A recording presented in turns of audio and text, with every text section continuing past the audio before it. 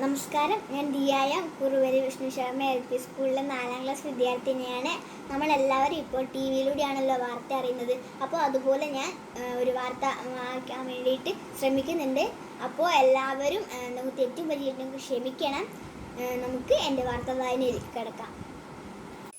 നമസ്കാരം, ഞാൻ ദിയ രാജേഷ്. ആദ്യം പ്രധാന വാർത്തകൾ. തീവ്രവ്യാപന ശേഷിയുള്ള കൊറോണ വൈറസ് ഡെൽറ്റ പ്ലസ് 12 സംസ്ഥാനത്ത് സ്ഥിരീകരിച്ചു.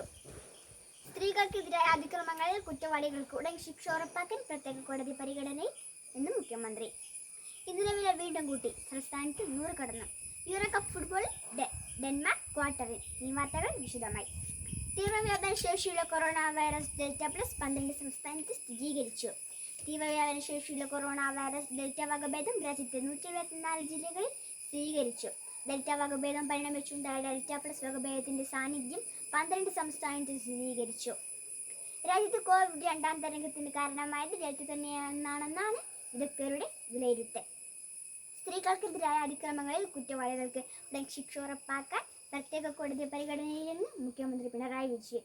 സ്ത്രീകൾക്കെതിരായ അതിക്രമങ്ങളിൽ കുറ്റവാളികൾക്ക് ഉടൻ ശിക്ഷ ഉറപ്പാക്കാൻ പ്രത്യേക കോടതി ഉടൻ ആരംഭിക്കുമെന്ന് മുഖ്യമന്ത്രി പിണറായി വിജയൻ വാർത്താ സമ്മേളനത്തിൽ അറിയിച്ചു. സെഷൻ കോടതിയും അതിനു താഴെയുള്ള കോടതിയുമാണ് പരിഗണനയിലുള്ളത് എന്ന് മന്ത്രി അറിയിച്ചു. ഇന്ധനവില വീണ്ടും കൂട്ടി, സംസ്ഥാനത്ത് 100 കടന്നിട്ടും ദയയില്ലാത്ത കേന്ദ്ര സർക്കാർ ഇന്ധനവില കൂട്ടി തുടരുന്നു. പ്രതിഷേധത്തിനിടെ ശനിയാഴ്ച പെട്രോളിന് 35 പൈസയും ഡീസലിന് 37 പൈസയുമാണ് വർദ്ധിപ്പിച്ചത്.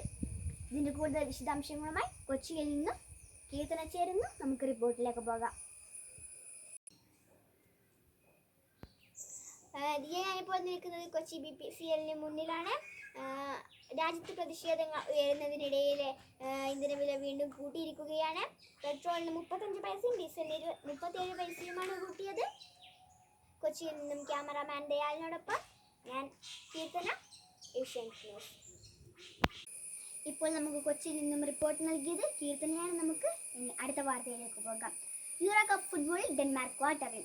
യൂറോ കപ്പ് ഫുട്ബോളിൽ ഡെൻമാർക്ക് ക്വാർട്ടറിൽ പ്രവേശിച്ചു.